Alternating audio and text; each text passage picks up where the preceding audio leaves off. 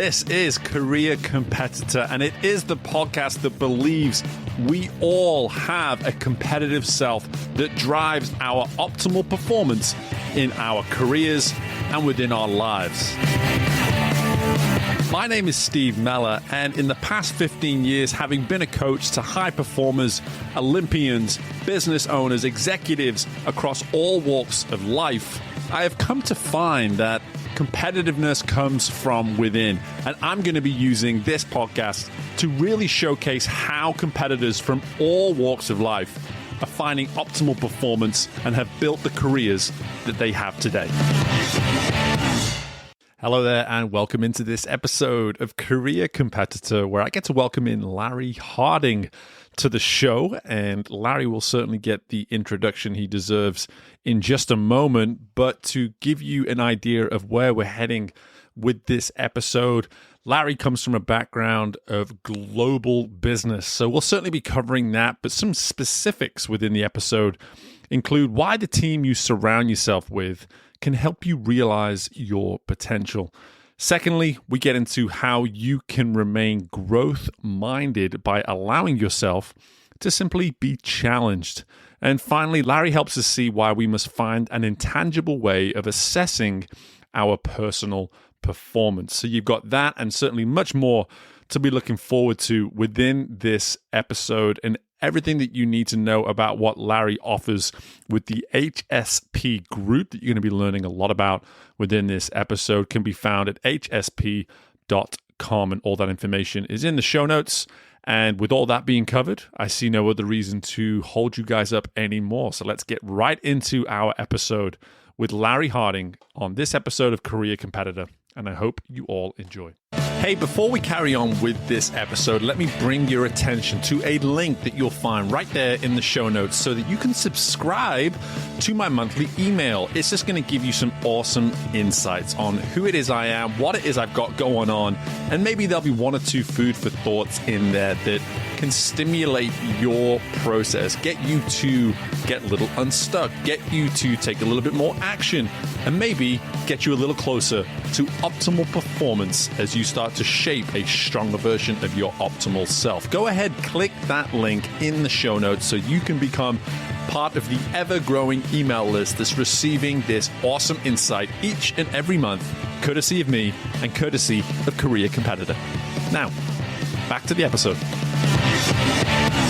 Okay, our career competitor for this episode is an entrepreneur who understands what it takes to service clients and businesses on a global scale. As the founder and CEO of HSP Group, our guest is spearheading a global leader in expansion solutions as he and his team at HSP Group ensure your international footprint is managed compliantly with their end-to-end expansion solutions. Considering my personal appetite to reach folks on a global level, and that I know that our very same sentiment is shared by the number of our listeners, I couldn't think of a better guest to cover what it takes to establish that worldwide reach through your business than our guest for today, Mr. Larry Harding. Larry, how are we doing? Doing great. Thank you for the kind introduction, Steve. Very nice to speak with you. Yes, and as I said right there in the introduction, the theme throughout this episode, I believe, is looking far, far beyond what is in our local proximity, let's say. We are getting a little ambitious, to say the least, and thinking about things through this global lens. So I would love to just go back through the years here a little bit with you, Larry, in the sense of when did you first find that appetite, or maybe even have that realization that, hey, what I'm doing or what it is I feel I was put on this earth to do, I need to be doing it in a way where I can be trying to have the most absolute reach possible? So that's a really interesting question. So I stumbled into this career path, honestly. Basically, I've built a company and now a couple of companies really to provide a solution set that I wish I had when I was sort of the precise profile of our customer. In my past life, I was a finance executive for a handful of high-tech venture-backed technology companies. That was in the 90s. As we were going overseas, I found it. I was recreating a wheel every country I was going into, everything I was doing, pulling my hair out, trying to find a way too long list of different specialists who could help me do it. And I realized after doing that for a number of years that there really should be a company that just makes this turnkey and takes it out of my inbox and they pick up doing it. So there wasn't one. So in 2003, I started a company High Street Partners, total back of the envelope. I'd never been an entrepreneur before. In hindsight, I really had no idea what I was doing. Worked hard, pulled together a handful of people on my founding team, and we figured things out. And the timing was perfect. It was just sort of in the, thank you, Tom Friedman, the world is flat sort of explosion of technology helping businesses expand across borders. So the timing couldn't have been better. We built it up to a, $40 million plus revenue business, acquired some venture capital back funding ourselves to be able to build out technologies. Ended up selling that company in 2014. I stayed around the industry for a handful of years, went to work with one of the larger companies in that market. But after doing that for 3 years and then the pandemic hit, I realized that what I really liked to do was to start a business. And I thought the market had evolved in such a way that there was a lot of interesting opportunities to pursue that are, were different than what we'd done before. So I pulled together a handful of people on my original founding team, a handful of people that I was currently working with, and started HSP Group just about 3 years ago, September of 20. So we've hit the ground running. By this point, we sort of know everybody in the market. We've either worked with them or competed with them, or we've partnered with them. So we were able to get up to speed really pretty quickly. And it is, just completing year 3 now. I think we're on a really good path, and the market has just a ton of explosive opportunities. Yeah, and going back to that almost origin story there of you being in these different parts of the world and being able to see that no matter where you go, the same issues seem to occur. It wasn't necessarily something that was specific to local. It was more, this seems to be something that's required on a global. So it's a really interesting market dynamic that way, because yes, in every single country you go into, you need to, okay, how do I pay a payroll? How do I take care of the tax filings? What are the other compliance requirements? How do you solve problems and fires as they crop up? However, what we found is every country is slightly different. It's a broad theme, but the details are different. And then really almost every customer we work with has their own unique nuances that, this is how they need things done. So it's a really nice combination of being able to pursue universal themes, but then each one is different enough that it makes it interesting and challenging and complicated. And that sort of keeps us getting out of bed every morning. Yeah, and that immediately ties in just the theme of what we're about on the show, that competitive element, and that what is that desire to go the extra mile or be willing to reach in ways that maybe competitors aren't necessarily willing to reach. And I heard that right away there, is that you noticed a common theme in terms of the problem, but then you were willing to approach it with a unique solution based on the market, which has to be more work, right? There's no other way of going about that. It has to be more work. It is more work, but what I think has always set us up, uniquely from different solutions and competitors is, we really do everything we see is through the prism of what the customer wants and needs. Because I was that, because I was sort of have been employee number one in these handful of things. Yeah, everything, everybody we hire, everything we figure out how to do, every conversation we have really is totally focused on what the customer needs. And I think that does, we're not sort of plugged into this is how a service provider looks at it. We look at it, how does a customer look at it? And I think it's helped us develop over the years a handful of, really innovative solutions, whether it's different, ways to engage us or different technologies we've come up with. I think we've been very successful seeing what the market needs as it evolves and seeing it from our customers' ends. Yeah, and that adaptability really seems like a common theme throughout, is like always paying attention to external influences, but not necessarily using those as an excuse not to adapt, actually using that information to adapt, to say like, listen, we see what you need and we have a willingness to adapt to those needs and accommodate what it is you're maybe looking for. Is that about right? Yeah, that is. We've always been very confident that if we see something that is going in a different direction or could be done better or differently, that what we figure out will definitely resonate in the market. And we're largely undefeated in sort of, taking those plunges. I like that. I like that we've got someone who's undefeated coming on the show. That's largely. largely, yeah. Preface it, but still undefeated is undefeated. I love that. But, you walked us through those two experiences, one former and one now that you're going through. And I'm curious, when, we've gotten on this theme now of competitiveness and just the market and looking at the market as a whole. But as we know, the world continues to evolve at an accelerated pace, almost year in, year out. I'm curious, how has that need to adapt been different this time around versus the first experience back in 2003? I mean, it's really totally different. First of all, it's a much bigger market for global expansion solutions. The number of employees who are working for just US based headquartered companies themselves, I mean, that number has just exploded. I can't even really sort of guess how exponentially larger it is than it was 20 years ago. Still growing really quickly, whether it's, technology has helped the whole work from anywhere, largely pandemic driven dynamic had a huge influence on this market. I think just the appetite and the comfort that, okay, I can hire software developers in Bulgaria, or I can sort of look to Vietnam to sell product into. People are much more comfortable pulling the trigger on expansion plans like that than they were before. So yeah, it's exponentially different. The market itself, I used to refer to as a stealth market. It's like, wow, this is way bigger than I thought it was going into it. It's not that stealth anymore. It's a $24 billion market. It's growing about 6 to 8% annually. So it's now a pretty recognized, growing market with a bunch of different pieces and players who do different things. And so really staying on top of where we sort of fit and excel in that ecosystem and constantly challenging that is pretty important for us. Yeah, that's something that I definitely need to recognize here is that anyone listening to this is probably thinking, okay, there's opportunity. There's tons of opportunity. But with that opportunity comes more competition than ever before.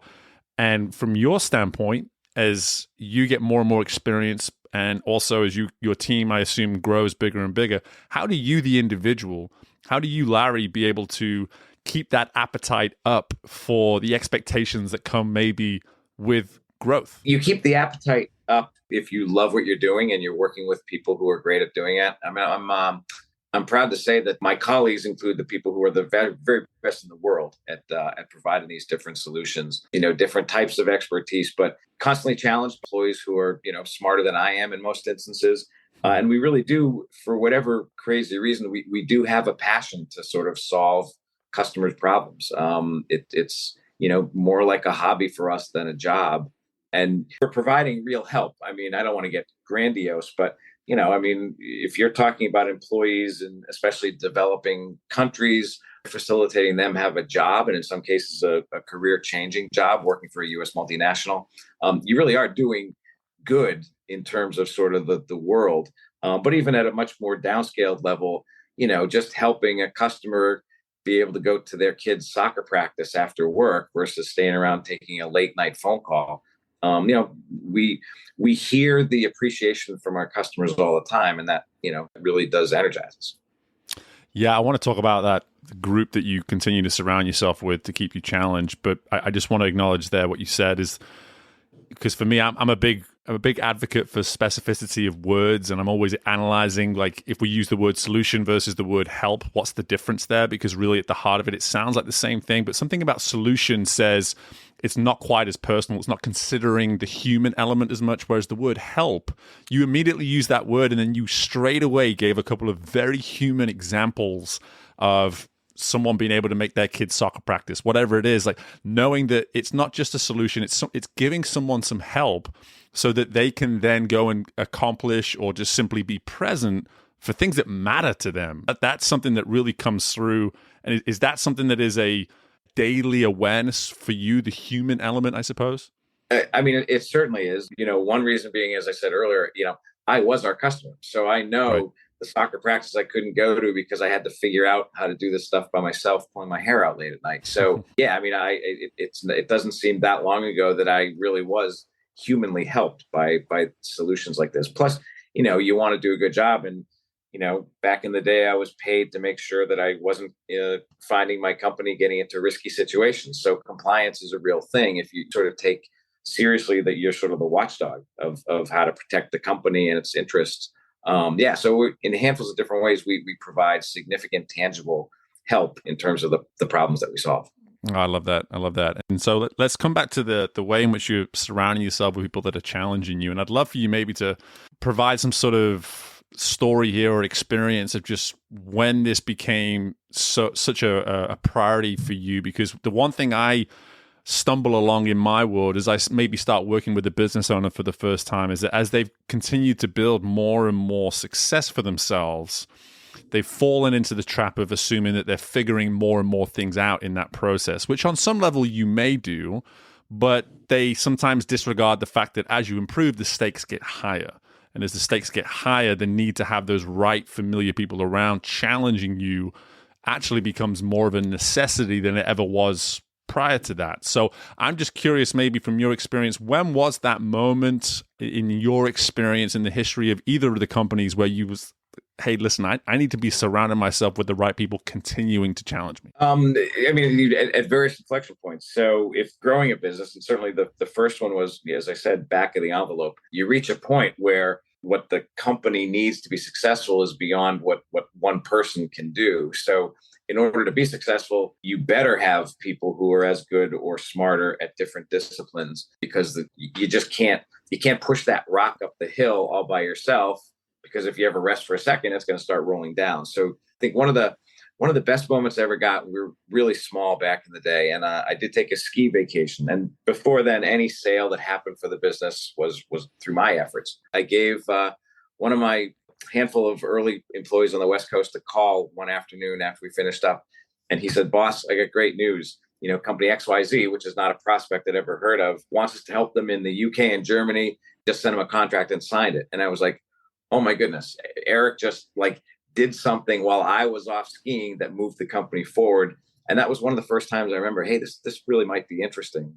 Again, if we get people who sort of learn how to do it and can do it as well and better than me, we could really grow this thing. And that was the early days. As we raised venture capital funding, got some great advice from the investors who, had been through hyper growth, other investments, and they gave me really good guidance on how to build out an executive team and the different processes and approach we needed to have. One of the things I learned, I feel like I say the exact same thing all the time to everybody I work with, but I need to multiply that by 10 in order to make sure that I'm really getting the communications and the message out and clearly understood.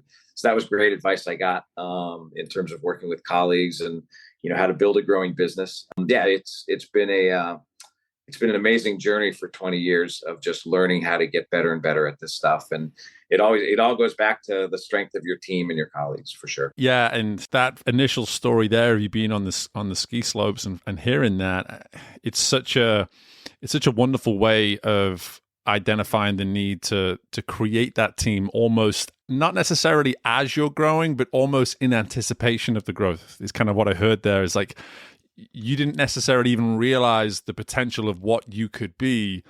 And those around you that you were able to get the right people in, build that level of trust, they were able to buy into what you were trying to build and the potential of what you saw. They started to help you see, wow, this potential is even greater than I even saw, maybe in certain cases. So totally. The first time I did this, I really, stumbled into good fortune and, finding some success. Really, I can't say I knew what I was doing, but we figured it out. The second time, I do know what I didn't know before, and absolutely sort of hiring ahead of the curve in certain key positions because we know it's going to be needed. Plus, it gives those new people time to get up to speed, so that as they are needed, they're able to hit the ground running versus having a learning curve.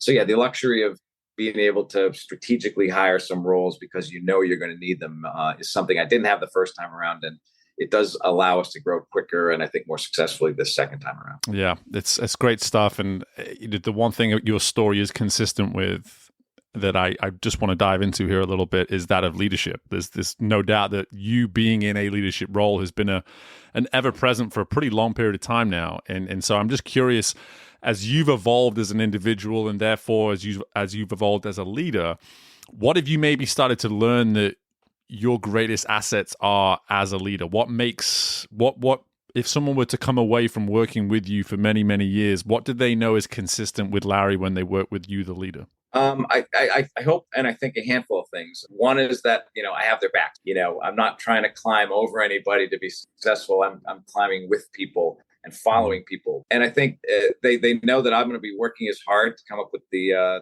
best results as they are.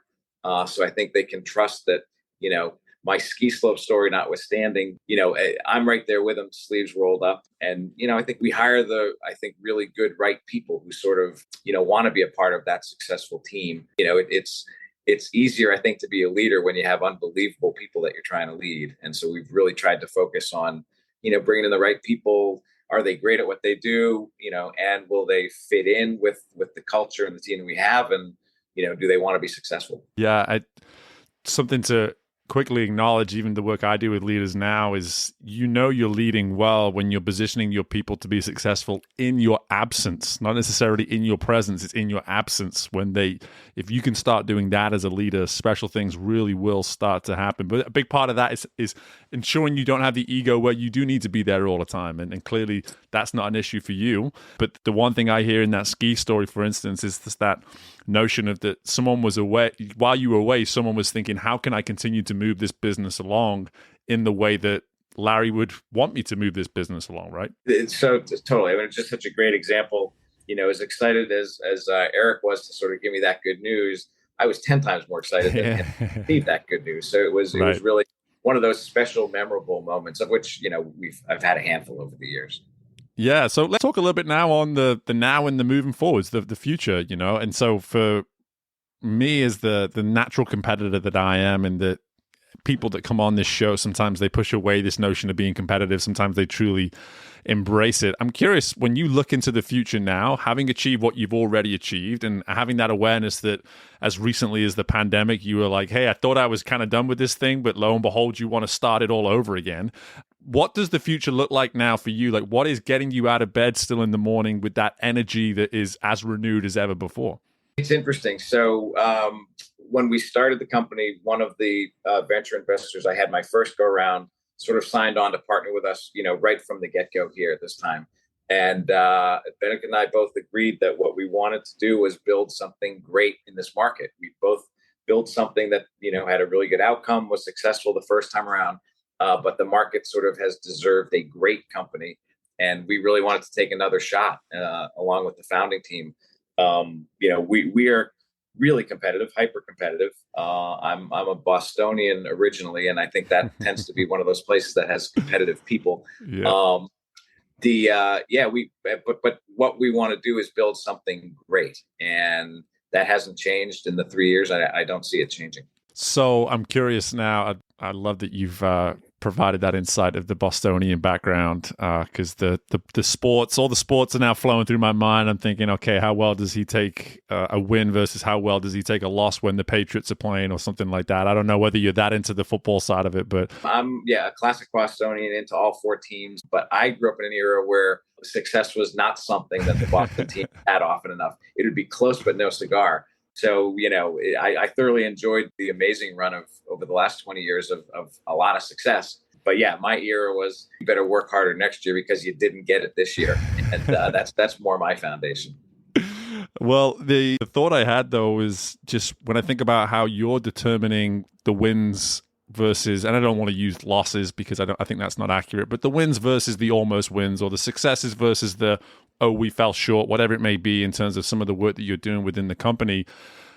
Are you thinking collectively still at this point of your career as an organization, or are you still able to remain individual in the sense of how you, Larry, are able to assess a successful day through your perspective versus always looking at it through the company? I think the answer is yes to both to some degree. So I am a finance guy, and I'm a sportsman. So you do get a scorecard every month in terms of the budget to actual, whatever the other numbers that you have. So I'm a numbers driven person, and our organization is very much that same way. So we do keep score, and we do assess our wins and losses, and how much do we win by, how much do we lose by. So that's really, I view that as a benefit. It's sort of like waking up in the morning and looking at the box score in the paper. Mm-hmm. It's just like, we get a scorecard every month, and it's interesting. But then, I guess the interesting question on the individually, I think in parallel, I do have a sense for, did we solve, are we making progress? Did we solve that problem? Are we sort of holistically where I think we should be? Are we taking advantage of the market opportunity? Am I confident that from a competitive position where we need to be? So there is a lot of that intangible, maybe more personal stuff that does feel like winning and not winning as much as we'd like to in certain places. Yeah, I think it's both. I think I'm kind of blessed to have both of those senses pretty strong. Yeah, and rightfully so. And I think something that can really help our listeners is getting that sense from you as well. Is how you're able to remain dialed in with the individual Larry, because the bigger it gets, right? The bigger the success, or the bigger the team, the more you can easily get lost in that size. It's easier to sort of lose sight of yourself the more you're having to maybe consider all of these different moving parts and different phases of growth. Like, what have you been able to do over the years to actually remain consistent with that ability to assess, yourself individually?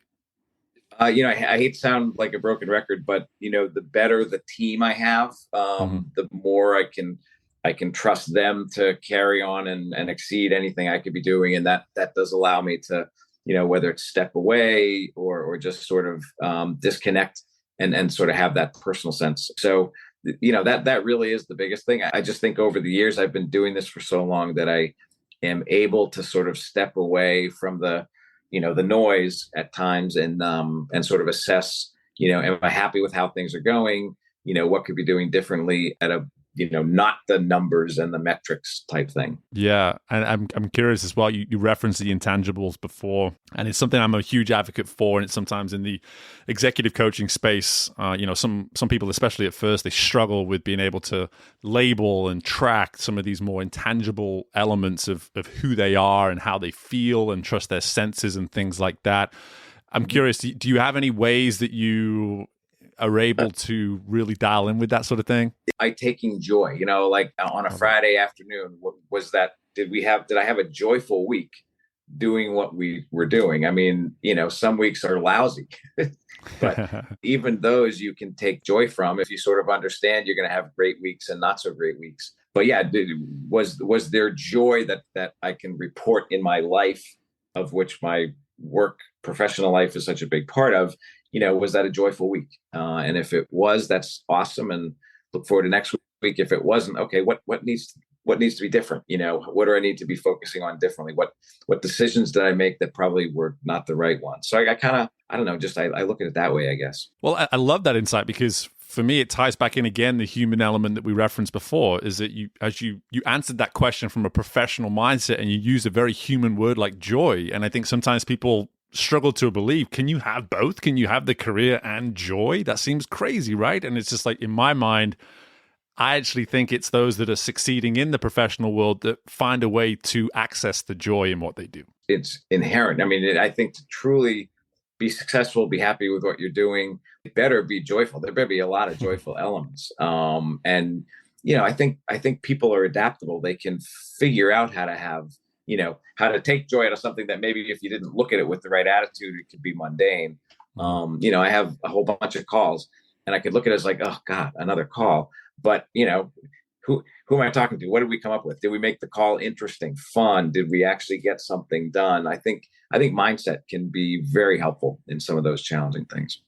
For sure. And again, as a business owner myself, there's days where I'm meeting with 7, 8, sometimes double digits people, and I find the way to sort of look at that and say, I got to speak with all these people today. I got to do this today. And I'm hearing that from you, that ability just to sort of frame it in a way where just that mindset can really serve the work that needs to be done. One of the great things is, by a vast majority, more people that you work with, come across with, tend to be interesting, fun, nice, motivated people. So if you focus on taking the so many positives that you have in every human interaction, I think one of the things I found, I get energized and need human interaction, live and in person, even better. But I really do love, I've been a remote, doing what I do from anywhere for 20 years, so whether it's a Zoom call or anything, human interaction is great.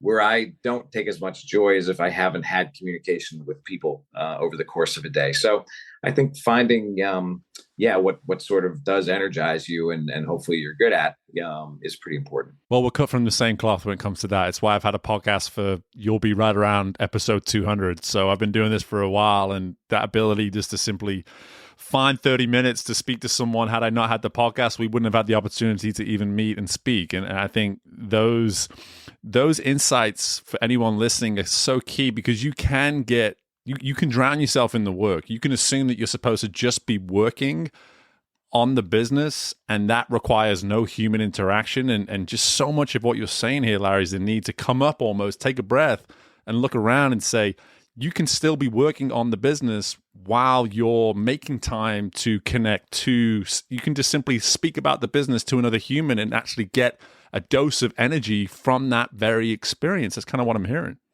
Completely. And then, especially when it's, colleagues, you're solving a problem. Like you're sort of jointly, if you're having a call, but you're not solving a problem, why did you schedule the call in the first place? You're trying to make something better or address something or just strategize. Those are stimulating calls. They're intellectually, rewarding.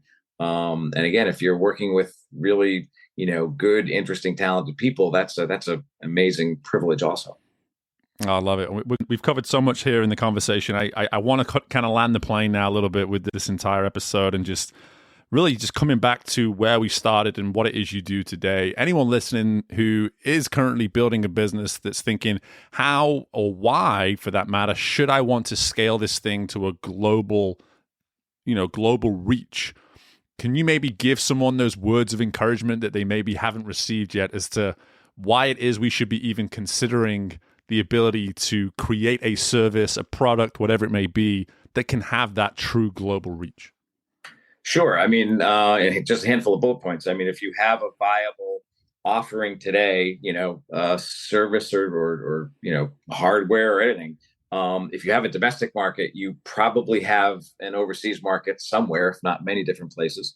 If you want to access talented employees, they have amazing software talent in places you probably would have never even imagined. So your access to talent, often at really competitive prices, is great. So those are two hugely compelling reasons to think about expanding overseas and having a global footprint. And yeah, I mean, it's in this day and age, there are so many companies who've taken the plunge. There are so many different solutions that are out there to help you be successful. Crazy not to take advantage of it. I love it. There's your words of encouragement, people. If you weren't thinking about it, Larry's given you a couple of reasons there to 100% be thinking about it. And before I let you go, where can we learn more about you? Where can we learn more about the company? And also, if there's anything else you just want to add, I always give people that opportunity to add it here. Sure. No, this has been a really enjoyable conversation. Anybody who would like to connect with me or with us, I'm personally very active on LinkedIn. I respond to LinkedIn messages. So feel free to reach out. We've also tried to make it nice and easy. The URL for HSP is hsp.com. So we're pretty easy to find on the web. And yeah, those two, if I'm easily found, if someone would ever like to find me. And I love having conversations with people who, just even want to brainstorm about all things overseas. Well, that's abundantly clear just from our little 32 minutes I see of interaction. And sometimes I get a handful of questions in, and other times I get to hammer you with questions because all you do is send them right back to me with some great insights. And that's certainly been a case with this episode. Just love the insights, love the energy, just appreciate the generosity of all that. And of course, your time as well, Larry. And so best of luck with everything through the rest of 2023 and beyond. Look forward to following you. And thanks again for joining us. Thank you, Steve. This was a lot of fun. Take care. Thanks again for listening to this episode of Career Competitor. And before you leave, be sure to take advantage of your free one-time discovery call with me to see how I can be of service to you as a coach or potentially even your team. Depending on what it is you're looking for at this point within your career, I want to be able to serve you with 30 minutes of my time to see how I can be of use to you and help you on your path of continued growth towards your optimal self in order to find optimal performance. Be sure to reach out to me, steve@careercompetitor.com, or just head to the website, careercompetitor.com. I look forward to connecting with you soon, and bye for now.